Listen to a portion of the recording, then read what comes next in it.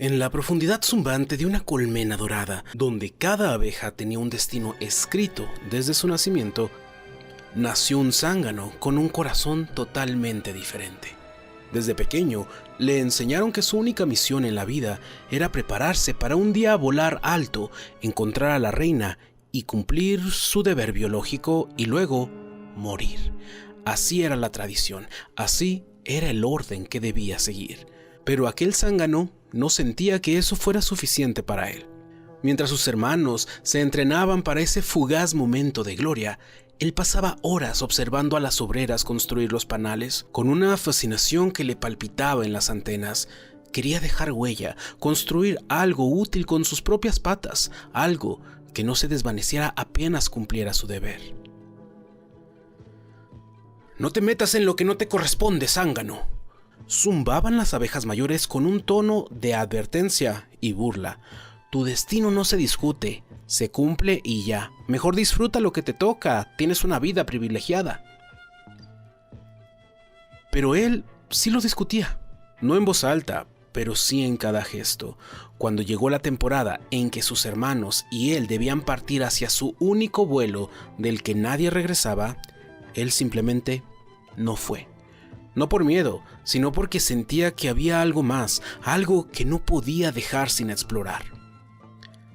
Se instaló en un rincón olvidado de la colmena, donde el aire olía a cera vieja y los zumbidos eran escasos. Allí, entre restos de panales antiguos, comenzó a aprender solo sobre construcción e ingeniería de panales. Se equivocaba mucho, se manchaba las alas, se le caían los fragmentos, las celdas se le derrumbaban. Pero cada intento, cada borde que lograba alinear con firmeza, le daba una extraña sensación de sentido, de que estaba siendo él mismo, como si cada celda construida tejiera también una razón para quedarse en este mundo y hacer más. Pasó el tiempo. Algunas seguían murmurando que lo que hacía aquel zángano era un grave error, un peso sin propósito, un rebelde sin causa. Pero poco a poco, lo que ese zángano construía empezó a notarse.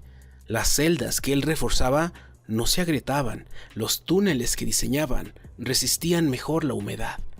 Las obreras más jóvenes, aquellas que aún no habían sido endurecidas por la rutina, se acercaban a observarlo. Al principio lo hacían en silencio, escondidas detrás de columnas de cera, pero pronto comenzaron a hacerle preguntas. Y sin proponérselo, aquel zángano que no quiso volar a cumplir su divino y envidiable propósito de reproducirse con la reina, se convirtió en un guía, en un maestro. Una tarde el cielo se volvió de plomo y un viento furioso sacudió los árboles. La tormenta desgarró partes del panal superior, arrastrando con ella semanas de trabajo. Pero en medio del desastre y la tempestad, una sección resistió firme ante los embates de la tormenta.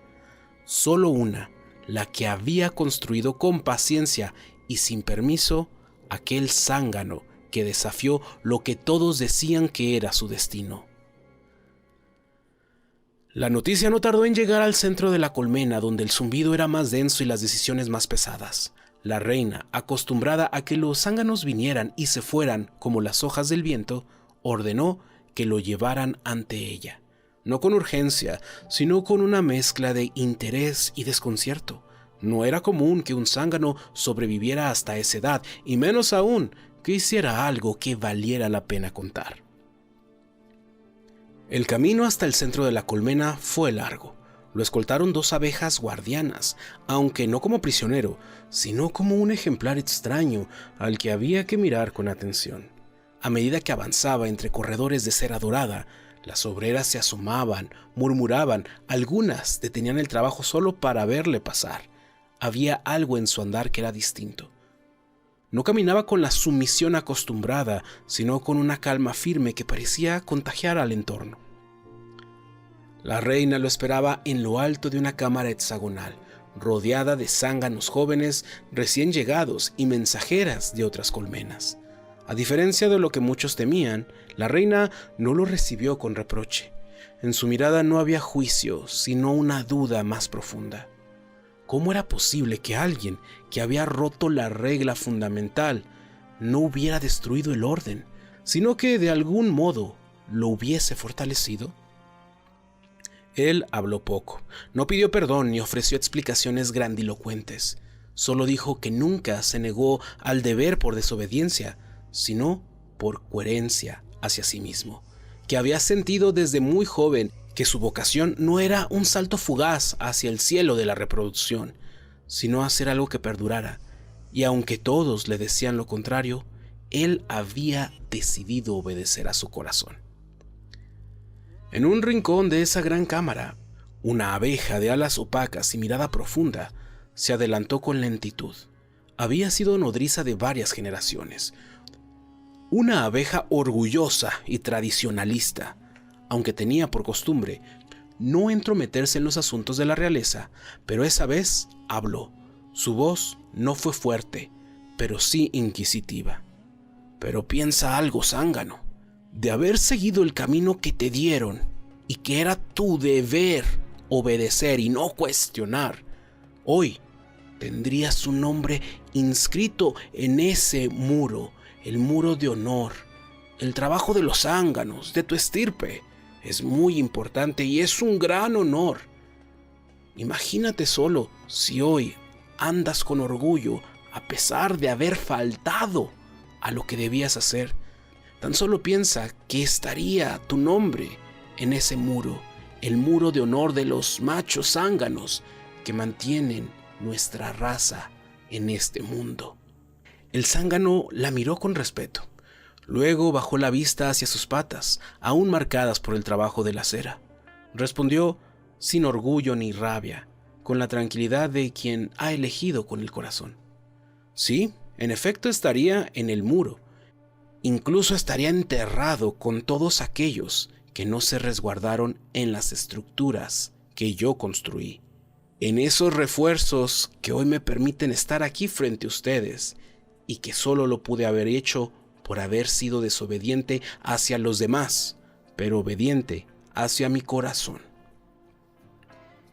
Y en ese silencio que siguió no hubo ni burla ni condena, solo zumbidos, largos, hondos, como si el eco de sus palabras hubiera activado algo que estaba dormido desde hacía mucho.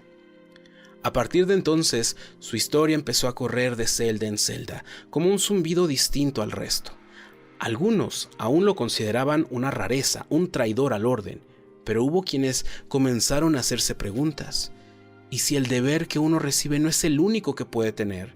¿Y si elegir otro camino no es rebeldía, sino fidelidad a uno mismo y al bien supremo?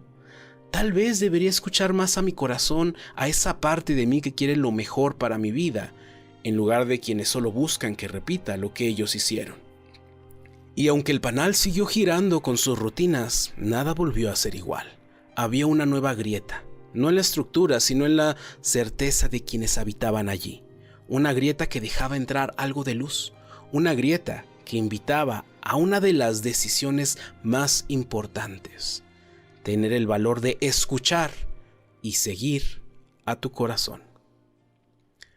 A veces lo más difícil no es saber qué queremos, sino atrevernos a escucharlo.